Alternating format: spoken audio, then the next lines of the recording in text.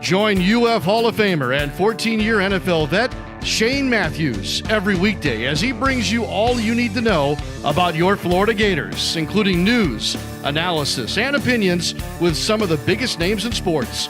Find us on Spotify, Apple Podcasts, Google Podcasts, or wherever you listen to your favorite podcasts, or watch us live at 8 a.m. on Facebook, YouTube, and Twitter.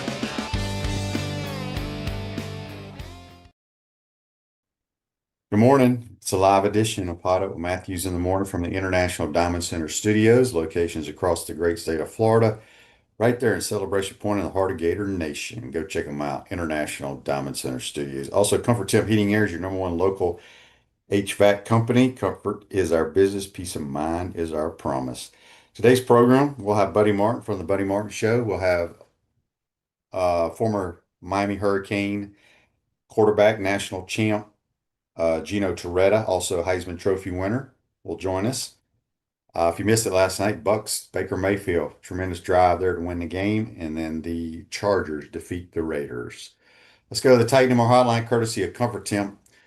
We are now joined by the host of the Buddy Martin Show, the one and the only Buddy Martin. Good morning, buddy. How you doing? Good morning, Shane. Gino Toretta, nice guy. Did not deserve to win the Heisman. You deserve to win the Heisman more than Not my senior year, my junior year, probably. well. I know, but two-time MVP in the SEC ought to get you something. Yeah. So we'll have him. He'll be calling the game on his I think he's doing the this game. He has a radio company called Touchdown Radio. They do a game of the week around the country every year. I think they're doing this one. So we'll find out from him, get his thoughts on the game and what's going on with the Miami Hurricanes. Buddy, give me your thoughts on what happened in Baton Rouge. Well, I don't have enough time, but it's very despairing. It's tough to be a Gator fan right now. And what happened Saturday night is they gave a game away. I know the picks right before halftime were brutal. I'm not one to come crashing down on DJ, although he certainly didn't play well. And as you pointed out, his mechanics are not good. Somebody has to answer for that. Let Bubba Spurrier coach him. I mean, what the heck? He knows good mechanics. But the point is, Yeah, you wouldn't be able to change his mechanics probably this not. year. I mean, I don't mean this year. I mean in the future. Right now, it is what it is. You got to ride it out. And I have to say, as painful as it is, that Billy's future does not look good, and I don't think he'll last the season unless he has something magical tournament. I don't mean like win 8 games in a row. I mean survive. First of all, win in Miami, which is a tough task.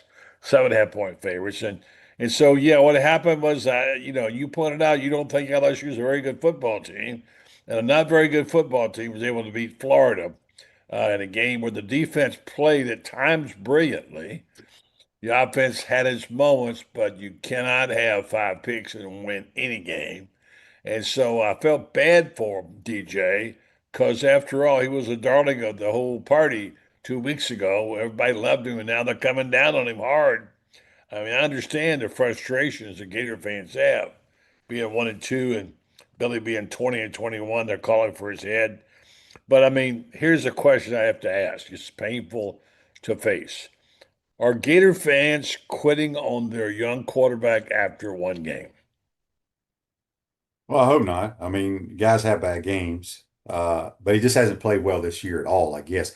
I think in today's world, buddy, and this is not just with the Gators, I think it doesn't matter what school you root for. Things have changed now because these are professional athletes. Let's be honest. The money does change things, and what I'm most disturbing are the comments reading. And again, I don't get too much off the internet because I know you can't be trusted this time of year. But when people like Shannon Snell start making remarks and saying the team is divided, and I'm hearing stories about the offense versus defense and whatever. I mean, Shane, you play a lot. This is every team. There's always that. They don't talk about it. But, if that's the issue, and then a guy like Shannon Snell is reporting it or writing it, it's damaging. And the question is how much damage is being done, how much damage will be done, and how long will it take to repair it? Shane, some of us don't have 25 years, okay? It can be repaired in 1 year. Okay. It can be. It Can can. Trust be. me, it can. I don't believe that. I mean, I believe you. I just don't believe that. I think there's no more Steve Spurriers out there right now. I think there's a couple that are very close. Well, we last night had Ronnie Sanders on. You were there with us. Ronnie's a pretty knowledgeable guy. He's an agent for coaches.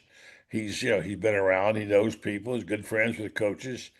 And we talked about that, who the top candidates would be. Now, I hate doing this because it's like you're already identifying the next coach for the body is still warm.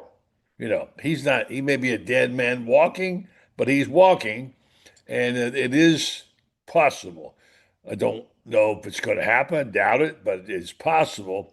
And when you're a Gator fan or you're a fan, you got to play for the possibilities, hope for the best and expect the worst, perhaps. So Ronnie and I sat and talked, and you were part of that conversation, and naturally names started coming up. And I know you love your man in Oxford. And I understand that probably most of us would love to see him come to Gainesville. But I don't think that's going to happen. That's just Well, it my may not, but you asked me yeah. who. No, that's legit. If I we're get it. talking names, the eyeball test, the statistics, the wins, those are facts, buddy. Those are facts. And I think there's one person and one person only, in my opinion, Yeah, and I could be 1,000% wrong, and I'll stand on the table and say when I'm wrong, but there's one person that can make you relevant immediately. and that person is Plain. I mean, it's simple. yeah.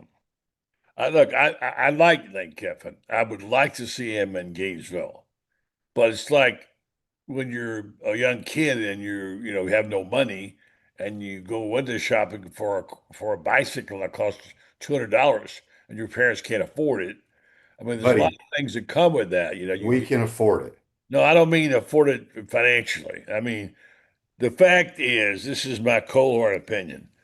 I hope you're right. I'd love to see Kiffin come here, I but don't know if I'm right or wrong. So people just ask me my I opinion. got it. Who That's could what we're make us talking. relevant immediately? He's the guy. That's your opinion, and it's a valid one, and I respect that. And I'm not saying you're wrong. I have two questions to ask this morning, though: is how many more times are going to keep doing this, and how much is too much to pay? And I know it's just the next turn to that page. It's just life-changing situations. Now I've mentioned two other names, and just off the top of my head, I don't know anything. And Ronnie Sanders, who does know a little bit, he thought there was some validity to them. And the guy's name it feels right to me, at least, if you can't get Kiffin. And I don't think you can. And Ronnie kind of agreed with me because he's in a space right now where he is putting his life back together. If you saw the Fine Bomb story, hasn't taken a drink in several years. Like 5 years. So we're Yeah. over that. I mean, But wait a minute, let me finish. He has reason. Shane, you moved a lot. I've moved a lot. Okay. There's a residual impact to those moves with your family.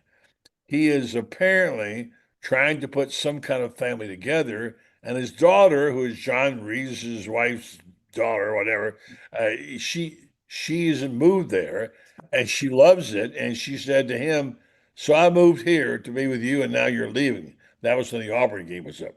That had an impact on him, Shane, personally. I know that, but that's John Reese's granddaughter. His I mean, daughter I mean, lives part in California, part I'm in sorry. Oxford. Yeah, I'm sorry, but Uh, you get the point. I understand that, but again, I'm an Ole Miss guy and I'm a Florida guy. The brands don't even match up, buddy. And I don't know if it's going to happen or not. People are asking me what I think. I'm giving my opinion. My You're opinion right, and is you're he is the exactly right. guy that will make you relevant I'm in not. year You don't have one. to defend. You don't Why, have to. why sit here and try to build something for 5 years? We don't have Okay, time. That's that's my point. another opinion. Okay, I hear Right. you, and I'm Yeah. not saying you're not valid. I'm not disrespecting you. But I do, but back to the family thing and all that. His daughter has been at Ole Miss for 3 years now, almost 4 years. She may be graduating this year. Mhm. That I don't think that's a factor. I really don't. I don't Okay. think that's a factor at all. Okay. It's how far can you take the Ole Miss Rebels? He can only take them so far. How far can you take the Florida Gators? You have a chance to win the Southeastern Conference and a national title and be in the playoffs with the style of play and the athletes that he will bring here. That's just the facts. That's my personal opinion. Whether I'm right or wrong, nobody's going to change my You opinion don't on it have to because my depend. eyes tell me what I see. You don't have to defend your opinion. It's not even about that. It's about people make lifestyle changes. I There's, agree that he could be the greatest coach besides Johnny Vaught at Ole Miss. But you know how these coaches think. I get you. I know They're coach has got to coach. egomaniacs. I know. Writer's got to write, coach has got to coach, and singer's got to sing. I always said that. But I think my ears could be deceiving me. I'm basing on nothing but what I hear and read and feel. And that is there's something going on with Lane Kiffin and his life. It's different. And He's changed his life the last 5 years. That has been documented. He right. does yoga 7 days a week. He has not drank in 5 or 6 years, whatever it is. None of that has a bearing on whether he leaves the Ole Miss Rebels, Okay. in I my think opinion. it does. But anyway, okay. All right, text on a Titan our text line from Michael in Tennessee. If a coach is fired during the season, the players have a 30-day window to transfer to another school. Well, they go into the portal. I don't know if they can go to that school at that time. I don't know that. I'll have to find No, they out. cannot go the next time. They can be redshirted or whatever, They and can go in the portal immediately, though. they go to the portal, but they can't go to the school. Says if they Right? were to fire And Napier, they could assign the interim head coach position to Ron Roberts, who has head coaching experience. I believe if Napier were fired and Roberts was named as the interim coach, not many players would decide to enter the transfer portal. I probably think quite a people few. now, at Right. this point, if something were to happen, you cannot worry about who stays, who leaves, or any of that stuff.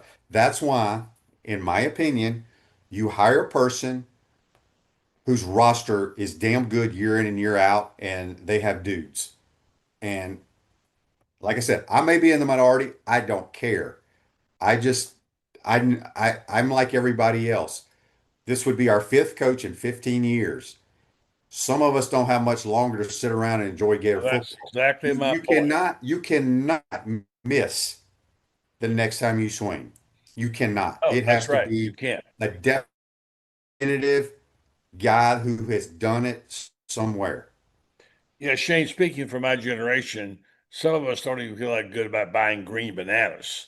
All right. We don't have 25 years to wait on the next phase. But this is Florida football. That's why I'm writing this column for this week.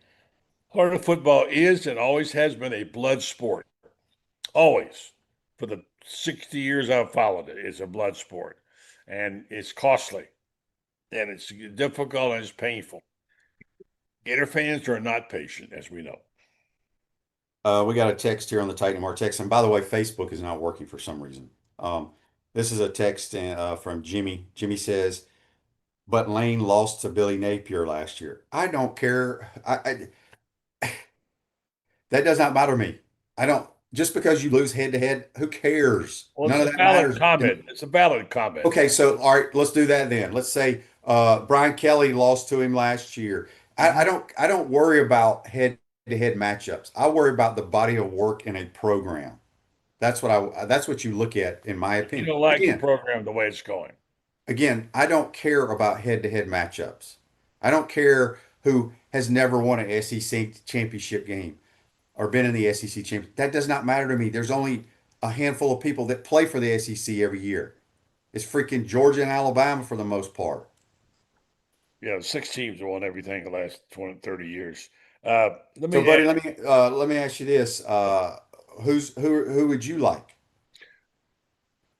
well, I like Billy Napier. I wish he could make it, but I don't think he's going to.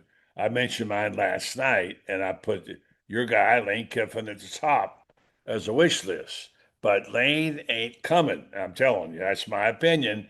And given that, who's next? Two names I came up with were the guy from Notre Dame, the We got guy a better chance of getting Lane than we do that guy. I don't know, but I replied the same thing to you. You said to me, I'm just saying, who would I like to see? I mean, Marcus is a bright young coach. There's a lot of good. I know, I have a good friend who's a Notre Dame guy. He's followed him. He knows him. He really loves this guy, and he says he's the real deal. Now, the reality check comes though if they don't get either one. Then who do you get? I prefer. I can't go another Louisiana. I mean, I got to go with off an SEC team or something. I can't go to any more experiments. We've had that. So the obvious guy to me, who's resourceful, who's smart, who has a good defense, a good offense, I mean, and has been very successful, is Eli Drinkwitz. He's a very good coach. He's got a little bit of spur in him as well. So So that's it. Let's see what happens on Saturday. There's a game to play. Gators are 7.5 point underdogs. Is Miami unbeatable? Yeah. Probably not Saturday night and probably not against this team. The QB is playing really good football right now. They're really good on defense, I think. That's a big change. And they look like a team that just waiting in the bushes for Florida. And it's another ambush. And now Florida goes to 1-3. And now where do we go from there? That's the question. yeah, it's going to be difficult this week. I think Miami's the best team we've played up to this point. Their trenches are phenomenal. We have got to try to win the line of scrimmage, or it could be a long night. Shane, let me ask you this question. You saw Tennessee and Georgia, all right? I Mhm. mean, these two quarterbacks played really good, Mhm. and Georgia played its ass off to get back in the game and win it. But I mean, I was really impressed with Gunnar Stockton. I liked him before, and I like him now. He's a gamer. I mean, he's a tough kid. He gets it done. And we know what Tennessee can do now with the QB. And you always got a coach there who's going to find a way. Given what we saw at Georgia, Tennessee, are these guys light years ahead of Florida? Joey Aguilar apparently is the real deal, better than we thought. And Gunnar Stockton was impressive and is underrated, in my opinion. Well, Stockton won a lot of games in high school in the state of Georgia. He's a very good player. I knew that as soon as Joey Aguilar came to Tennessee, they were a much better team than with Nico at quarterback. Nico, again, these people get enamored with all this damn measurables that has nothing to do with playing the position. He somehow, I mean, they got to the playoffs last year due to their defense and their running back, who was the SEC Player of the Year, not because of Nico. But Joey Aguilar made them a better football team. No doubt about it. Yeah, they're both those teams are very good. And Georgia doesn't want to play that way, but they had to play that way to keep up Did, with and they Tennessee the other did. day. And they played that way. And I really thought they were beaten. I mean, they were. It was 21-7. Looked like they had the game in hand. There's a reason they won 9 in a row, though. Um, Shane, I know your Facebook is broken. We're not getting the No, question. it's back working now. Good. Okay. I want to ask one if I can before this came across off the internet. And the question here, I want you to answer this. A part of the Napier Lagway situation that is most baffling is how DJ has become completely immobile after being a dual threat in high school. At UF, Lagway has a grand total of 132 yards rushing on 69 attempts, and get this, zero rushing TDs, not even a quarterback sneak. So I know you think he's too big at Yeah, 240. he's way overweight. I've And said it for a year now. you think he's sluggish? Yeah, he's slow. Bad feet, buddy. You can't, and you can't score on a quarterback sneak when you're not on the 1 yard line. But Yeah, true. um, I think he needs to get down to 225. But you can't worry about any of that now. It's too late. You're in the season. Uh, Matt says on Facebook Live, brought to you by Mel Law, what do you think about Georgia Tech's coach, Brent Key? I think he's a hell of a coach. He ain't leaving Georgia Tech. He played at I Georgia do too. Tech. Yeah. Why would he leave there? It's a beautiful story right now. They really are well coached. Yeah. When you're in And the field goal team on the field, people said, boy, I wish my coach could do it that way like that. We can't even line up properly. So coming out of a timeout with doing that on the field, Shane, that's unacceptable. I agree. I saw it in the NFL this weekend too, but it happens. Ted wants to know, do you guys like Jed Fish? I love Jed Fish as a person. And I don't want him as my coach. I know Jed personally. I don't want him as a head coach. You got I'm to have telling you, buddy, I'm in the minority here and I don't give a damn if it's a simple solution to a huge problem. Simple solution to a huge problem. Well, we'll see if you're right. I hope you are. And Um, I would like for somebody to tell me why it's not a good idea. I don't think anybody says don't it's give not me a the good. daughter who's in the No, Delta Gamma sorority.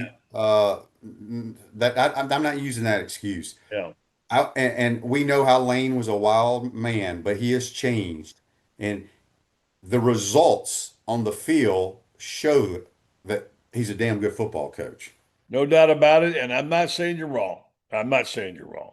Yeah. I'm just bringing that up as another way of looking at it because I don't want to get my heart broken again. I don't want to lose the Somebody interest. just asked about Rhett Lashley. I think he's a good football coach, but Yeah. you're talking about another gamble, so to speak, to run a program like this. Yeah. That's one of the names that was brought up last night. Rhett Lashley. Their SMU is a well coached team. I will say that to me. Well, they lost. I mean, people go, well, what's their record? Look, I don't worry about the records. I look at how they run their program, how kids perform in their program, how kids respond to the coaches, and just the track record. So anyway, I'm in the minority, but that's okay. Rose Ogre State Farm Office is a team of dedicated insurance professionals ready to help life go right with the right insurance options for you and your family. Visit ogreinsurance.com. Give them a call at 352-240-1779. We got Buddy Martin on the Titan More Hotline, courtesy of Comfort Tent. We'll have Heisman Trophy former Hurricane quarterback Gino Toretta, second portion of the show. Um, let's see here. I had one here. I can't find it. But While you're waiting, let me just throw this out there. People are asking, when is the best time to fire Billy? That's the question that people want to know. I mean, it looks like it's inevitable. What could prevent it? Probably nothing. What can delay it? Maybe beating Miami. But when's the best time? Some people say, well, the open date later. I don't know what the best time is, but I don't either. I hate that we're in this situation, I do too. but it is what it is. And I was never part of teams in all the years I played football where a coach got fired. Like I mean, well, I guess when I was on the team when Galen got fired, but Well, that's how you got your job. I know, but I wasn't. I wasn't. I mean, I was on the team, but I wasn't like playing. I was thinking about transferring to Ole Miss in the first place. Right. Right. But What have you done that, Shane? Think about that. Yeah. well, my parents wouldn't let me. I was ready to go. Parents are smart. And I remember because I lived it and I was there and I saw it and I heard it. I heard Coach Spurrier talk about when they said, who's going to be your quarterback? I don't know who it is, but whoever it is will lead the SEC in passing. Yeah. Scotty says here on YouTube, brought to you by Quality Plumbing. Forgive me if I am wrong, but Shane, didn't you say last season we were lucky in our wins against LSU and Ole Miss? My opinion, yes, we were fortunate, what I like to call it fortunate, but you're fortunate and a lot of times you win games. That's But those two exactly teams beat themselves and we were very fortunate. If you no go doubt back and about it. I think that's the key thing to remember. Every team is fortunate when they win. And that's well, to you break can through sometimes your way. dominate a game, but if you go back and look at that, they were very close games. And Ole Miss still had a chance to go down and tie it up on the last drive, and they threw Yeah, an but they interception. didn't. Yeah, but I think it kind of misled us a little bit. That's what I'm trying to say. Um, Alabama was fortunate to beat you in the first playoff game. What happened, the interception. They were well, full. they were a better team than we were. I will tell But you you had that. them beat. You had them beat. And had been for the receiver running a wrong route, you might have had it. But they might not ever have another game because if Alabama would have lost, they'd have probably said, this is no good. Speaking of Alabama, what's going to happen? You think they're back, don't you? I do think they're back. I think their quarterback's playing extremely well. I think they were, people say they weren't ready to play or whatever against Florida State, but we'll see as the season moves on. But their quarterback's playing at a high level. Chris from Cottondale on the Titan Mart text line says, "How can anyone want drink over Lane? Not downing drink, I'm saying one but of them damn, over how it. does that make any sense at all? Resumes don't even compare." Well, who said they want to drink over a lane? Nobody said that. And then Said this if you one, can't get lane, if you can't get lane, you have to have an alternative. That's I and just don't know how you don't get him. That's the okay. thing. Well, I mean, if he didn't want to come, that's how you don't get him. Let me ask you a question, Shane. I know we're out of time. You know the dynamics of the locker room, being in there, whatever. And the situation with the split between the offense and defense. We're hearing that a little bit now about the Florida locker room. And I wonder whether or not that's a danger. Do you sense it? Do you see it? How much can you quell of that? Defense played its ass off on Saturday night, nothing to show for it. The offense gave the game away. Does that create a divide? It shouldn't. I don't know if that's true or not, but I've never been on a team that any of that was going on. Let's hope that's not the case. And let's hope it's not having to do with NIL issues either. That's part of it. Anytime you have money involved and somebody's getting more than you have an issue. That's why it's one of the damning things about the new play for pay. Brandon says on Facebook Live, brought to you by Mellon Law, QB, is Napier bound to lag away through NIL contractual language? Other Gator journalists have alluded to this from a start. I have no idea. This is from Brandon. He says, Shane, what's the deal with our O-line? I saw very little push or holes opening against LSU, or is it just they just can't hold blocks? Why after 4 years does Billy not have a monster O-line? We have not blocked well in the 3 games, regardless of LSU. I want to say Pro Football Focus had them as the top 3 offensive lines going into the season. Right. If I'm not mistaken. I don't know. I don't have the answer. I thought it might be the best. And you heard Billy's explanation. You can talk about this. It's whenever they are extending and the quarterback is scrambling, the technique changes.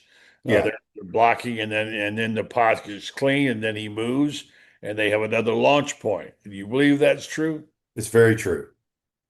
Because when the offensive line on a pass protection, if it's a drop back, they're setting to form a pocket. And then as soon as the quarterback, if he leaves the pocket for no reason, the guys that are rushing, they have an eye on the quarterback at all times. They're going to retrace their tracks and chase. And the offensive line don't know what's going on. And so their natural instinct is to hold. So, Greg McCoy kept saying, everybody knows they hold, but said you got to let go. You can't keep holding. yeah. Those are some costly penalties, but that one really hurt. 87-yard touchdown, and that When you talk about fortunate, LSU was fortunate that they got the holding call, but we were fortunate because they busted the damn coverage. That was one of the worst busts I've ever seen. There was nobody within 40 yards of him. It was crazy. It was brutal.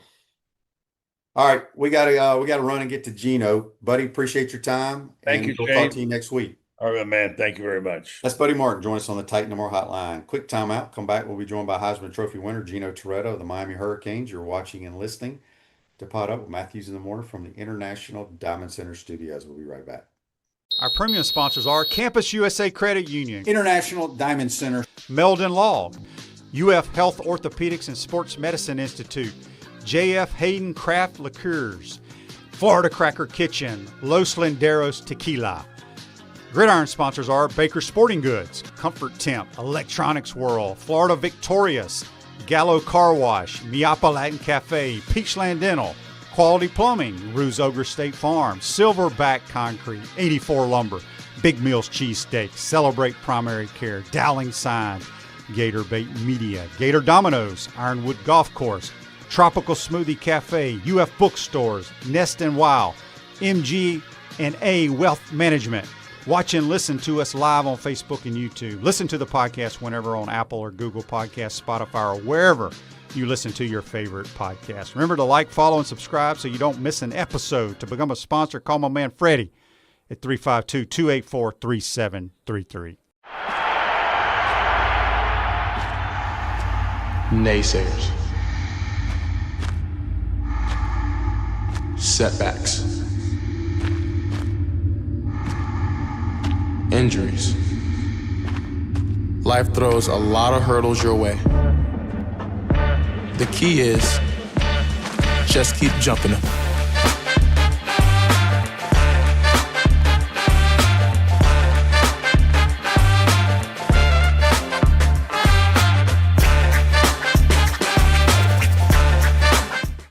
Hi there, this is Coach Steve Spurrier, and I want to let you know that by popular demand, Spurrier's Gridiron Grill's delicious brunch is now served in a premium buffet. You have spoken, we have listened, and we're now serving Gainesville's only elevated buffet, complete with an omelet station, ginger sage chicken sausage, shredded short rib, and of course our chicken and waffles. Plus, you can enjoy bottomless mimosas and Bloody Marys. So join us every Saturday and Sunday from 11 to 3 for the best brunch in town.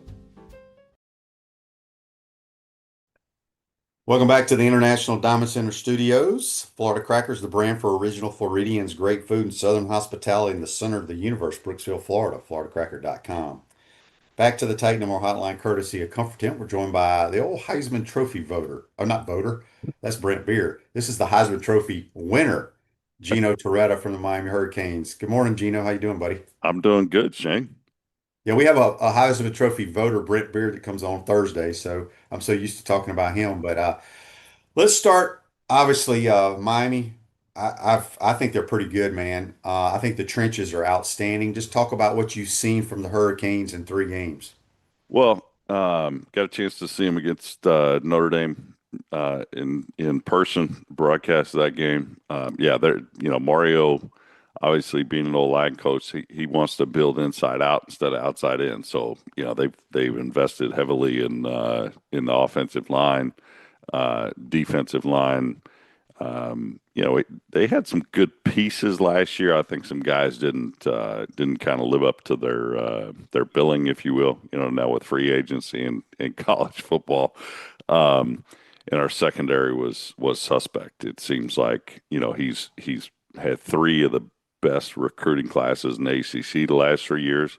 So you got some young guys, and then they've been very active in the portal. And I think they've got a pretty good mix. They've obviously, they hit a home run last year with Cam at quarterback, and it seems like Beck is kind of getting along with Shannon Dawson and playing well this year. And it's impressive that a 17-year-old kid can line up as a freshman wideout in Tony, and he's the go-to guy, but he's the go-to guy. Yeah, Carson Beck, obviously, he struggled a little bit last year at Georgia, but I think he's got new life, so to speak, when he came down there to Miami. Shannon Dawson runs kind of a quarterback-friendly offense, part of that air raid. What have you seen from him, and has he lived up to the hype? I mean, obviously, when you got to follow Cam Ward, that's tough, but do you see Miami? I don't even know, like, who y'all recruited, but do you see Miami, like, trying to get that transfer quarterback every year? I talked to Mario last year, and he would seem like he was set. He wasn't going to go out and get a quarterback, because he was asking me, who have you seen? And I said, well, I think the kid that's probably going to transfer from Oklahoma is pretty damn good. And he ended up, now he's a starter at Auburn. But it didn't seem like he was going to go out. But I think it was a situation where I don't know how it works, the logistics of getting a portal quarterback or a transfer. I think they thought, okay, Beck is physically as talented as you get. I mean, he's 6'4", he's big. He can throw it all over the place. Obviously, he had the elbow injury, so you're kind of not sure about that. But physically, he's been great. And, he hasn't been asked to do anything out of the ordinary. I mean, you look at the Notre Dame game, they were pounding them up by 2 touchdowns. And it seems like we ran a running play about 25, 30 plays in a row, and then let him back into the game and that. So he hasn't been asked to go out and win the game on his own. And I think that he's played within the offense. I think, like you said, Shannon is a very good coach, puts you in situations, and good formationally, a shifter and that. But I think that he hasn't been the focal point of the offense, and I think that's been fine. I think obviously it feels like it seems like he's likes just going out there and balling and winning games, and it's been fun. It's better for all of us, if better for you in Gainesville if Florida's winning, better for us in Miami if Miami's winning, right? Yeah. Well, Y'all are doing a little bit better at that than we are right now. When you look at the defense, I mean, when you think of Miami, you think of guys just flying around, right? Athletes all over on defense. When you look at their defensive line, what can you tell us, Gator fans, what they can expect from the Miami defensive front? Well, you got Ruben Baines, probably one of the best in the country at defensive end. He's I would probably say he's a three technique, but he's playing outside on the end and a nine, and just wreaking havoc off the edge. Mesidor, who was a little banged up, I think he was banged up last year. He's on the other interior tackle. Those two guys have just been dominant. The secondary, we got a transfer from Wisconsin, but he's a South Florida kid.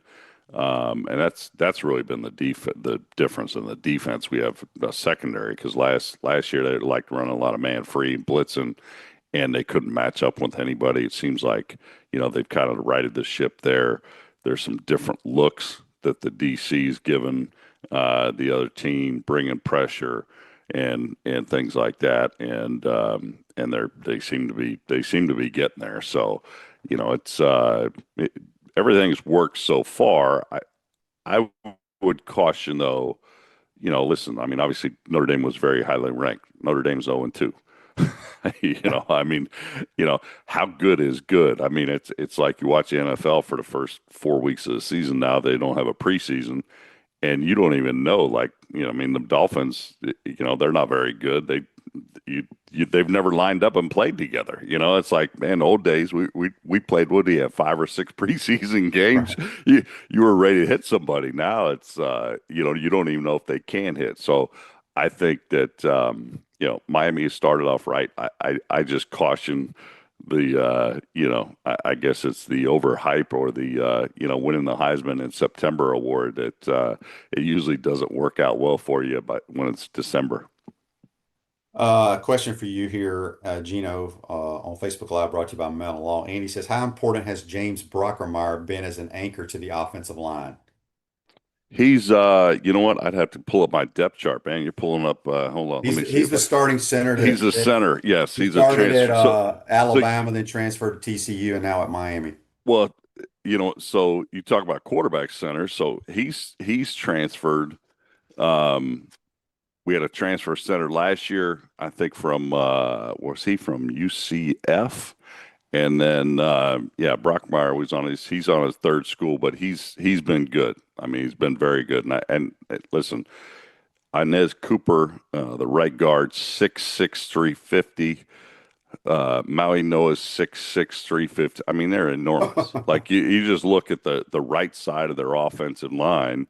I mean, the center, Brockermeyer, is the smallest kid. He's 6'3". Every other guy, there's 3 guys 6'6", and the left tackle 6'9". Whoa. So, I mean, it's just, you can't teach size. And I think Mirabal is probably one of the best offensive line coaches, if not the best in the country.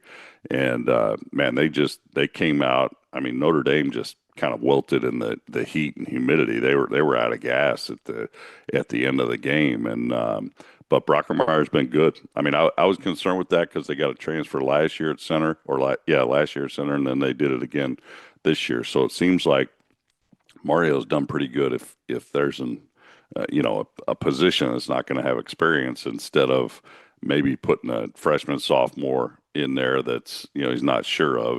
He's gone to the portal and gotten somebody with some experience. What do you see the biggest difference? So last year, y'all won a lot of games, and then late in the year, the defense couldn't stop anybody. Did they make a big adjustment defensively? I mean, I know it's still early. You only played 3 games so far this year, but that's pretty much what kept Miami out of the playoffs last year. When you look at the defense right now, do you like what they're doing on that side of the ball? Well, new defensive coordinator. Heatherman came in from Minnesota. He's been more aggressive, but I would say Guidry was aggressive last year. We just didn't have the personnel to be that aggressive. When you got a team that runs man free and is blitzing 5 every snap, and you have weakness in the coverage unit, you're going to get sliced and diced. And I think if you look at the games last year, Cam pulled a magic trick, probably 4 of them. and was making throws. I mean, Cal, they're down by 30 in the third quarter and they end up winning the game, things like that. So I think there was a combination. Cam pulled them out of some situations where they probably, shouldn't have won the game. And then it just caught up with them at the end. But they didn't have the personnel, and they've gone out. They got a couple transfers, like I said in the secondary. Jacoby Thomas came in from Tennessee. Lucas is the kid from Wisconsin. Frederick, the corner, he was a freshman All-American. Freshman All-American is pretty good, but freshman All-Americans, Shane, you're still trying to throw at them when they're a freshman, right? Maybe a little bit better now that he's a sophomore kid. So, but I think it was just personnel. They've got some better secondary pieces, and then Bain, who's all ACC, rookie of the year in 23 as a freshman. And then like I said, Mesidor was hurt last year. He's now healthy up front, but I really think it's a little bit of personnel with a little bit of guys aren't injured defensively. I want to ask you, because you grew up in California, came to University of Miami. I grew up in Mississippi, came to Florida. So neither one of us really understand the Florida-Miami rivalry because we didn't play in it. Yep. Do the Hurricane fans hate the Seminoles or the Gators more? I think that, now there was an old coach, Walt Krzyzewski, who he hated the Gators more.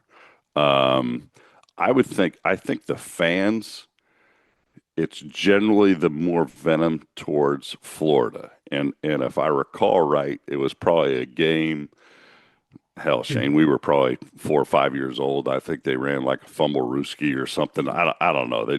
Florida was beating the hell out of us, and they kind of rubbed it in or something like that. And but I think it's generally been more the fans, the older fans towards the Gators. But you're right. We never got a chance to play each other, so. I'm like, okay, well, we're playing Florida, and it's great because these kids, a lot of them, they played against each other in high school, and Right. from the Miami, Florida State, like how much that ratcheted up the local kids playing against their buddies, that they played against in Pop Warner, and it's like, okay, now it's Miami, Florida, it's the same thing where these guys are like, man, I want to beat him, I beat me in high school or whatever. And the intensity just it takes it up a notch when you when you play them. But I think the fans has generally been, at least when we were in school, was against Florida more. I'd probably say I'd probably go with that. Yeah. Text here on the Titanamar text line for Bob. He says, Gino, what is the one moment in your career at Miami that stands out the most? Oh, there's a lot, but walking off the field in '91 undefeated as a champ, I think that's pretty good. I mean, I don't know, moments hardest hit. My freshman year, surprisingly, San Jose State, Shane, they ran 78 snaps of bear defense of 82 wow. plays we ran. And one time they got in, and one guy hit me in the back of the head, one guy hit me in the front of the chin, and flipped me around. That was a memorable moment. I'm looking at the picture. You got the picture of the old Orange Bowl behind you here. Is there ever a chance of Miami building their own little stadium, or do you think that's just done? No, I don't. I mean, I would like to think there's a chance. I think that they're putting in this new soccer stadium, which is right by the Miami airport, which would be close to where the Orange Bowl used to be. Wish they would have partnered with the soccer people, because that seems like it would be the right venue. It's probably 45, 50,000 seats. Tropical Park would probably be the only other option, which there's a stadium there, which is the high schools all play there, but it's 300 acres, of a park. I think they could do something there, but it would take a public private partnership with the city and the county and the school. Now, I think they could do it and make it great for the community, but I don't think that they can't build a community. There's nothing on campus that's there's not enough land. There's I mean, the road systems are we just get more and more people down here, and the roads don't get any bigger or better. So I don't think they we have trouble. I think our basketball seats probably 7 or 8. We have trouble getting 7 or 8 people, 1,000 people on campus and getting them off campus. Yeah. Chad on Facebook Live brought to you by Mel. Gino, who are the best receivers you played with while at Miami? You got some decent ones. Lamar was my go-to. I always knew he was going to run the right route. I always knew he was going to make a clutch catch. Kevin Williams, most explosive. He was a 4.2 guy, that great All-American returner. And anytime I try to tell young quarterbacks now, that guy runs faster than you. Just get him the ball as fast as possible and let him run with it. So K-Dub was one of those guys. And then the older guys like Wesley Carroll, played with as a redshirt freshman, was unbelievable shake and bake. If it was today's game, he would have probably had 100 catches at the slot like Edelman. But back when we came out, you get to the NFL, it was X and Z. It was two outside wide guys and no slot guys like you and I used in college. So probably Wesley Carroll he was the smoothest route runner of them. Those are some pretty good ones, and I've worked out when Irvin was holding out and things like that. So I've got a chance to throw some pretty good ones down here. I want to say weren't you a college teammate with Mario Cristobal? Yeah, came in together, Yes. came in the same year in '88. So did you ever imagine that he would be the head coach of the Miami Hurricanes? No, not at all. I mean, we came in together. He was an offensive lineman or a tackle from Columbus. Although his brother Lou was a couple years in front of us. So I'll give you a funny story of Lou. They were very amped up, very animated during games. And Lou was a senior, and I was a redshirt freshman. And Craig Erickson had busted his hand, so I was starting. In my first start in the Orange Bowl, we're going down and we're playing San Jose State. And I'm going down towards the open end, and the student section's off to the right, and Lou's playing right guard. So we call a play, running play or something like that. And, sure enough, San Jose State comes down to blitz, and I called it on first sound. And I'm like, oh, man, now I got to just tell the guy, easy, let me change the play. Well, Lou jumps off sides. We get back in the huddle, and Shane, I thought Lou was going to kick my ass in the huddle. He was screaming at me, what the hell are you doing? He goes, you can't go on first sound. The student section's right there. I can't hear you. Bobby Garcia, our center, Mike Sullivan, our tackler, are like, Lou, relax, man. He's only a freshman. I swear to God, I thought I was going to get my ass kicked by my own teammate in the huddle. So that was Mario's older brother, Lou. Yeah. But he went right into coaching, and he was down here, GA down here, and then all along the way he's done pretty well and done great recruiting wise. I think that's been his strength, is getting these kids as players, whether when he was at Alabama or whether he was at Oregon, when he was an assistant or even a head coach. And that is, you get the right players and you look a lot better as a coach. Yeah. All right. Last thing before we get you out of here, being a former Heisman winner, you're a voter as well. A lot of these boys that are hyped up before the preseason are struggling right now. Just your thoughts on quarterback play around the country.